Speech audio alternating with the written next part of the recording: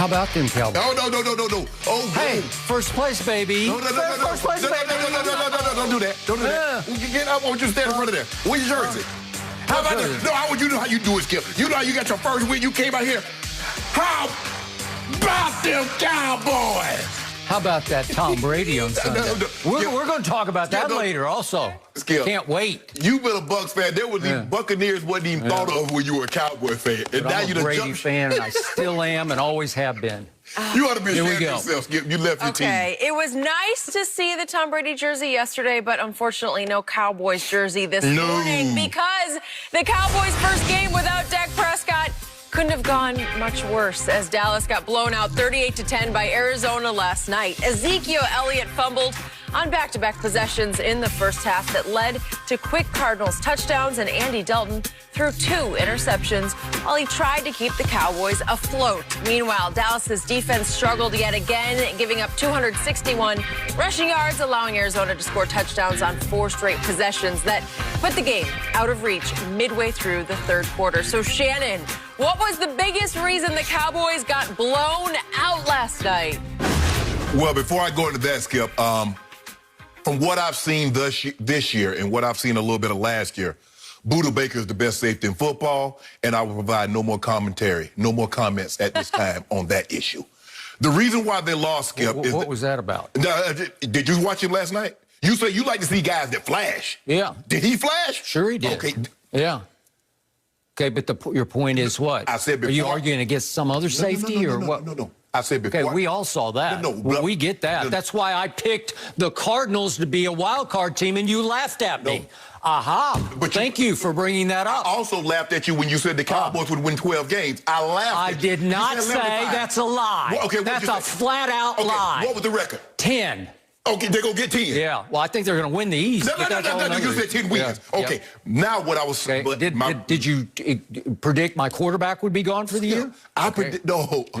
Okay, let me finish. Yeah. To make my point, the reason why the Cowboys lost this ball game last night is that their defense is historically bad through the first 6 games, and Zeke turned the football over. So when you turn the football over, Skip, and your defense is historically bad, you want to minimize how many snaps your defense is actually on the field. You don't want to put them out there and put them on short fields any more than you absolutely possibly can. And so once they did that, they turned the ball over because now they're really bad in turnover margins, Skip. They were already bad going into it. So now you turn the ball over again 4 times. So let this sink in. The Cowboys teams have scored on every single possession in which the Cowboys have turned the football over. You're going to lose more times than not. They don't have one of these defenses, Skip. If you turn the ball over, they might can hold them to a field goal or they might can force a punt. They got teams driving. Kyler Murray comes out first play, 80 yard, boom, throws it back. So that lets you know just they're giving up 36 points a game. And yesterday, Skip, I said, if you force me, I would say Andy Dalton is the best quarterback in the NFC East. That was an indictment on the quarterback play in that division. That wasn't an endorsement of Andy Dalton. Andy Dalton is who I thought he was. Under his watch, he played 13 games last year. They got the #1 overall pick. That Andy Dalton did that.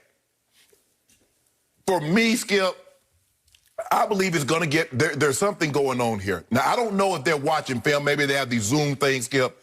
But they act as if they didn't know Kyler Murray had escapability, that he could roam. What I'm seeing is that what they saw on film is that the Cowboys defensive ends, they like to get nosy and play the run inside. And guess what? Kyler Murray. Yeah. You see how Kyler Murray kept getting the edges? I didn't notice getting nosy playing the run inside. I've been watching close. I ain't seen none of that. So explain to me how Kyler Murray kept getting around the edge.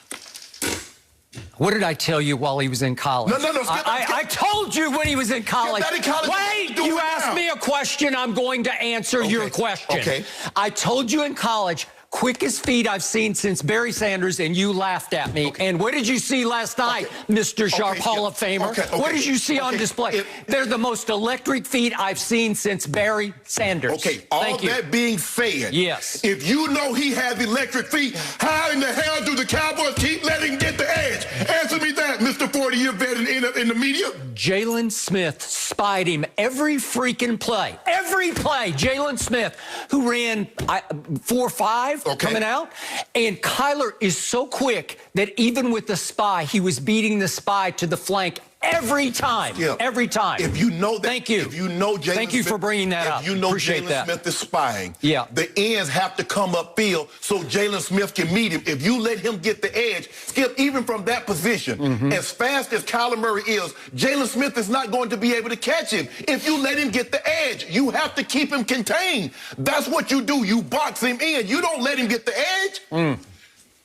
All that being said is that Zeke turned the football over, and he's going to have it's in his head now, because we've seen this over the last 3 games, Skip, and that was a problem that Zeke really never had before, is turning the football over. But when your defense is as bad as the Cowboys and your offense puts them in harm's way, you get this on a Monday night. But I'm not surprised by this, because now, at some point in time, we blame Chris Richard. We blame Jason Garrett. Who was the defensive coordinator before? Rod Marinelli. We blame Rod Marinelli.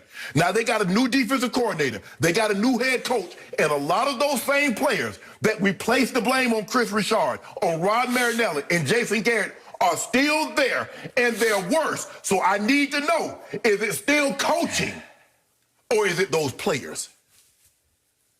I'm glad you brought up the new head coach. He deserves much of the blame for what has been happening for 6 games, because my team very easily could be 0-6. Absolutely. And the new head coach, for some reason, is not pushing any of the right emotional buttons in his team, because I continue to see them come out ready to play, I think, and then get blown off the field and quit. I see it again and again and again. Is it my turn now? It's your turn. Okay. Before you go, Skip, one thing. Just imagine if Kyler Murray had played really well throwing the football. He completed 9 passes, Skip. Just imagine if he was Kyler Murray, the Kyler Murray that you believed that he was going to be coming out of college. Might have been 50-10. You're right. He got off to a shaky start. His coach thought he was a little too pumped for a home game, back home in his home area. He's from Allen, which is just north of Dallas, a suburb, basically. I am so tired of watching both the 2019 and the 2020 Cowboys, because the nightmare just keeps repeating over and over and over again. And now I had to endure a Monday nightmare. Massacre. It's just hard to stomach after a while when this team has known such heights of greatness, such epic achievement in the distant past that I grew up with. It's hard to watch what is happening right now, because let's just take this year. With Dak Prescott still at quarterback, they fell behind quickly to the Rams 7-0. They hung in that game. So that was actually the best game they played all year. Dak threw a beautiful deep ball to Gallup at the end. He got called for a push-off, which I thought was completely bogus. But they lost, as usual. And then here we went.